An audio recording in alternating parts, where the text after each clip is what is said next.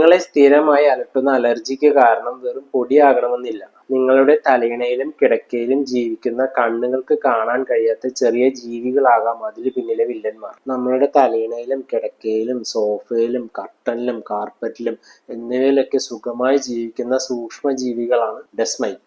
നമ്മളുടെ വീട്ടിലെ ഇളം ചൂടും ഈർപ്പമുള്ള അന്തരീക്ഷവും ഇവയ്ക്ക് ജീവിക്കാൻ ഏറ്റവും അനുയോജ്യമാണ്. എന്നാൽ ഇവിടെ ശ്രദ്ധിക്കേണ്ട ഒരു കാര്യമുണ്ട്. ഇവ നമ്മളെ കടിക്കുന്നത് കൊണ്ടല്ല നമുക്ക് അലർജി ഉണ്ടാകുന്നത്, മറിച്ച് ഇവയുടെ വിസർജ്യങ്ങൾ, ചത്ത ശരീരഭാഗങ്ങൾ, മറ്റ് അവശിഷ്ടങ്ങൾ എന്നിവയിലുള്ള പ്രോട്ടീനുകളോടാണ് നമ്മുടെ ശരീരം പ്രതികരിക്കുന്നത്. നമ്മൾ ശ്വസിക്കുമ്പോൾ ഈ ചെറിയ കണങ്ങൾ ഉള്ളിൽ കടക്കുകയും നമ്മുടെ രോഗപ്രതിരോധ സംവിധാനം, അതായത് ഇമ്മ്യൂൺ സിസ്റ്റം, ഇവയെ അപകടകാരികളായി തെറ്റിദ്ധരിക്കുകയും ചെയ്യും. ഇവയെ പ്രതിരോധിക്കാൻ നമ്മുടെ ശരീരം ഹിസ്റ്റമിൻ പോലുള്ള രാസവസ്തുക്കളെ പുറപ്പെടുവിപ്പിക്കുകയും ചെയ്യും. ഇങ്ങനെയാണ് നമുക്ക് തുടർച്ചയായ തുമ്മൽ, മൂക്കൊലിപ്പ്, മൂക്കടപ്പ്, മൂക്കിലെ ചൊറിച്ചിൽ, കണ്ണിലെ ചൊറിച്ചിലും ചുവപ്പും, ചിലപ്പോൾ ശ്വാസം മുട്ടലോ ആസ്മയോ വരെ ഉണ്ടായേക്കാം. ദിവസവും 6 മുതൽ 8 മണിക്കൂർ വരെ നമ്മൾ കിടക്കയിലാണ് ചിലവഴിക്കുന്നത്. അതുകൊണ്ട് തന്നെ രാവിലെ എഴുന്നേൽക്കുമ്പോഴും വീട് വൃത്തിയാക്കുമ്പോഴും കിടക്കയിൽ കിടക്കുമ്പോഴുമാണ് ഇതിന്റെ ബുദ്ധിമുട്ടുകൾ നമ്മൾ കൂടുതലായി അനുഭവിക്കുന്നത്. ഈ ഡസ്റ്റ് മൈറ്റുകളെ പ്രതിരോധിക്കാൻ നമുക്ക് എന്തൊക്കെ ചെയ്യാമെന്ന് നോക്കാം. ആഴ്ചയിൽ ഒരിക്കൽ ബെഡ്ഷീറ്റുകൾ ചൂടുവെള്ളത്തിൽ കഴുകി ഉപയോഗിക്കുക.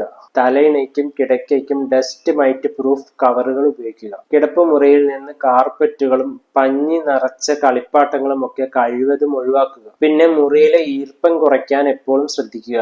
നിങ്ങൾക്ക് എല്ലാ ദിവസവും രാവിലെ തുമ്മൽ വരുന്നുണ്ടെങ്കിൽ അത് വെറും ഒരു ജലദോഷമായിരിക്കില്ല, ഈ ഡസ്റ്റ് മൈറ്റ് അലർജി ആയിരിക്കാം. അപ്പൊ രാവിലെ എഴുന്നേൽക്കുമ്പോൾ നിർത്താതെ തുമ്മുന്ന നിങ്ങളുടെ കൂട്ടുകാർക്ക് ഈ വീഡിയോ ഇപ്പൊ തന്നെ ഷെയർ ചെയ്യൂ. താങ്ക്